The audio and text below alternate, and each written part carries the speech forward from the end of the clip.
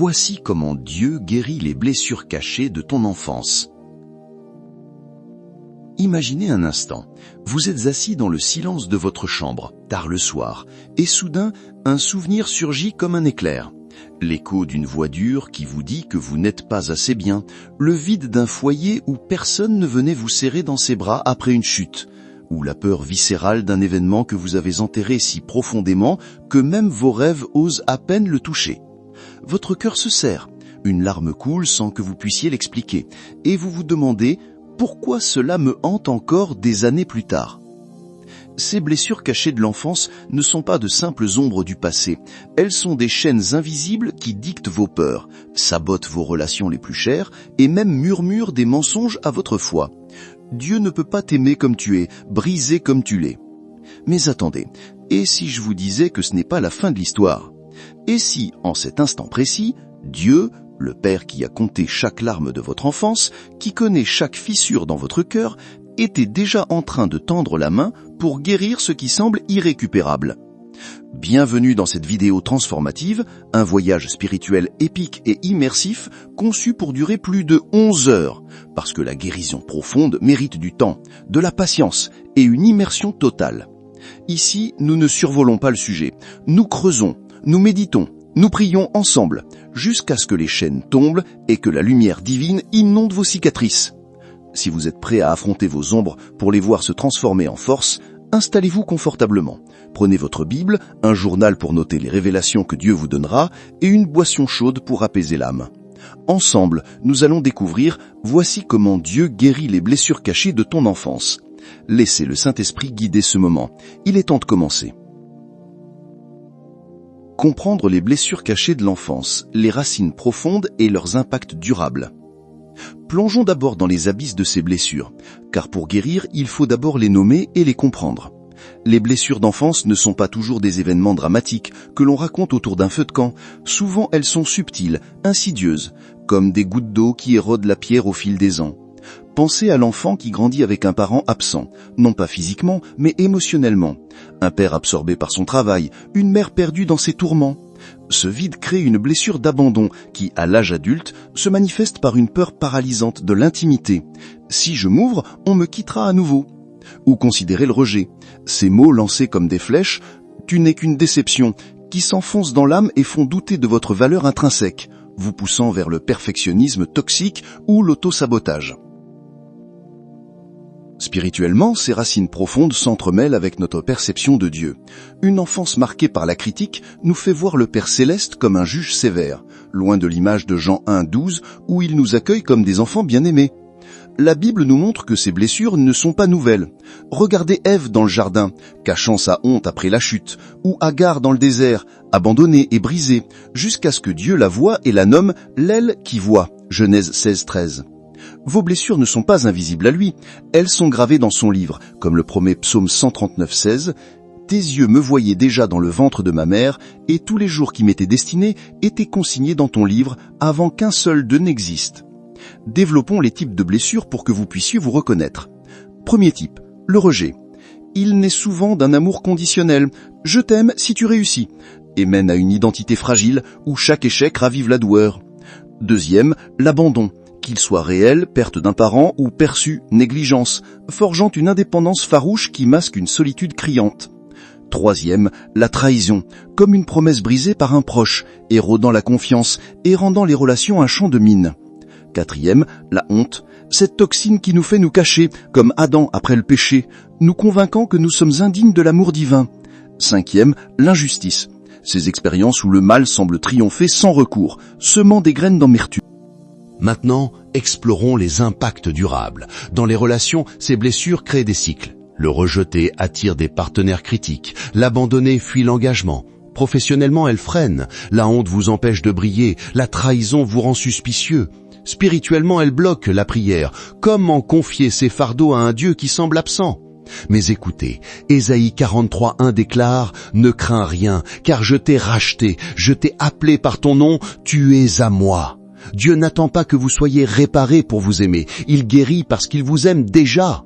Pour approfondir, méditons sur un exercice. Fermez les yeux. Revenez à un souvenir d'enfance douloureux. Ne jugez pas, observez.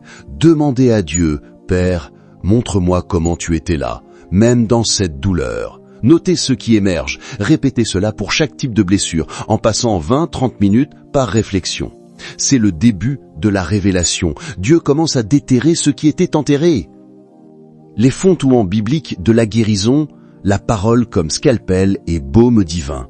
La Bible n'est pas un livre de contes édulcorés, elle est un arsenal de vérité pour la guérison, un scalpel qui expose les plaies et un baume qui les panse.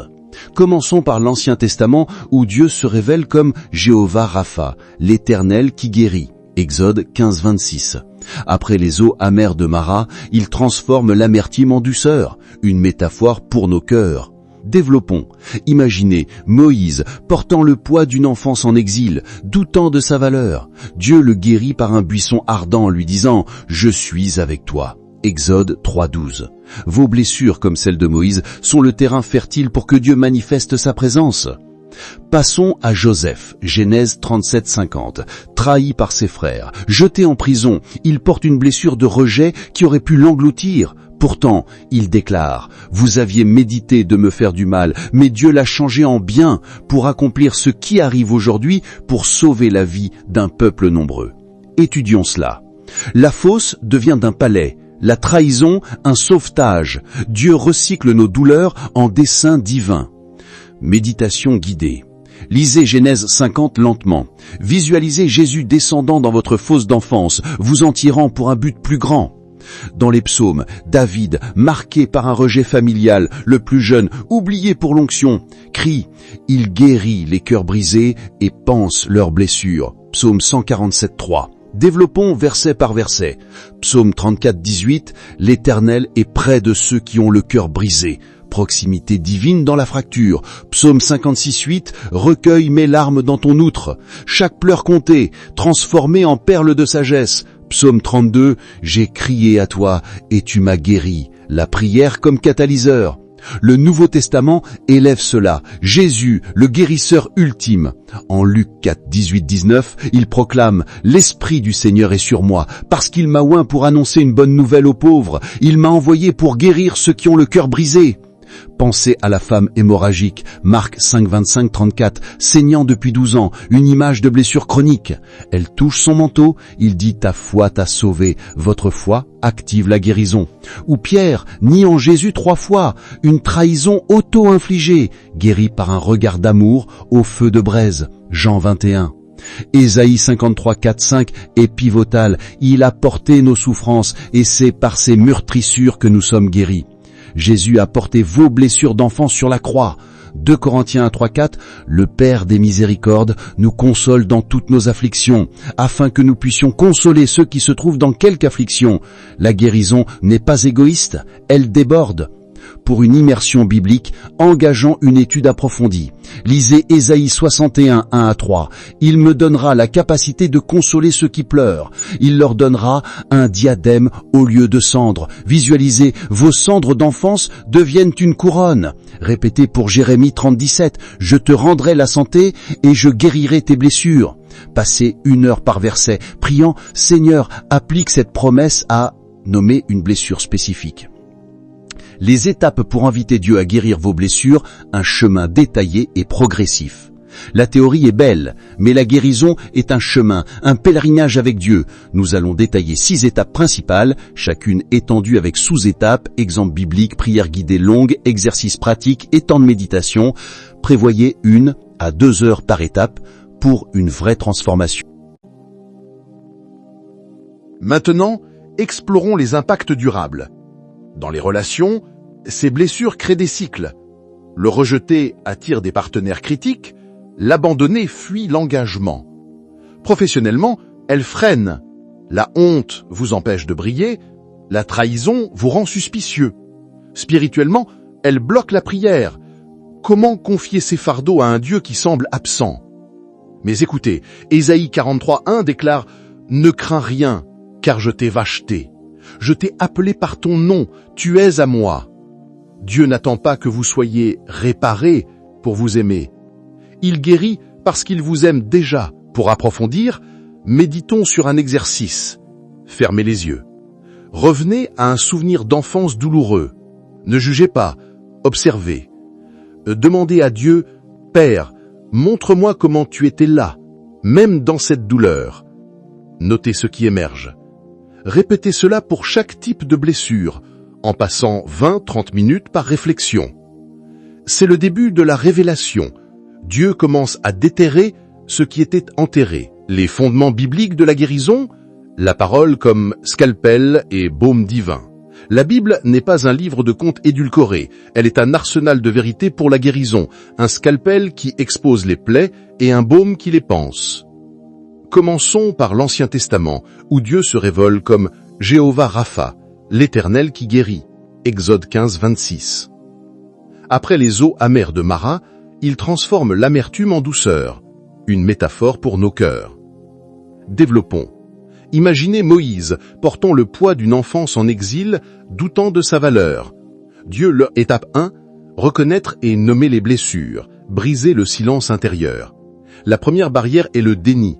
Comme Jacques 5,16 l'enseigne, confessez donc vos péchés les uns aux autres et priez les uns pour les autres afin que vous soyez guéris. Commencez seul avec Dieu. Sous-étape 1, inventoriez. Listez 5 à 10 souvenirs d'enfance douloureux sans jugement. Exemple, à 8 ans, mon père m'a ignoré lors de mon spectacle scolaire. Sous-étape 2, catégoriser, rejet, abandon, etc. Prière guidée, 10 minutes. Père aimant, illumine les coins sombres de mon passé. Aide-moi à nommer ces blessures sans honte, car tu es celui qui voit tout. Révèle-les, une par une, et enveloppe chaque révélation de ta grâce. Amen. Exercice, écrivez une lettre à votre enfant intérieur, décrivant la douleur. Lisez-la à voix haute à Dieu. Méditation, 30 minutes de silence, invitant l'esprit à confirmer. Étape 2. Confesser et libérer l'amertume, le pardon comme clé de libération. L'amertume est un poison lent. Hébreux 12-15. Confessez-la, puis pardonnez. Sous-étape 1, identifiez les racines de colère, envers parents, soi-même, même Dieu. Sous-étape 2, choisissez le pardon actif, comme Éphésiens 4,32 déclare « Soyez bons les uns envers les autres, compatissants, vous pardonnant réciproquement, comme Dieu vous a pardonné en Christ. » Exemple biblique, Étienne pardonnant ses bourreaux, acte 7. Prière guidée, 15 minutes. Seigneur Jésus, tu as pardonné sur la croix. Je confesse mon amertume envers... Non, je la pose à tes pieds. Aide-moi à pardonner 70 fois 7, libérant mon cœur pour ta paix. Remplis le vide avec ton amour. Amen. Exercice, écrivez une lettre de pardon non envoyée, brûlez-la symboliquement. Méditation, visualisez Jésus lavant les pieds de Judas, appliquez à votre offenseur. Étape 3. Invitez Dieu dans les souvenirs, une rencontre divine avec le passé.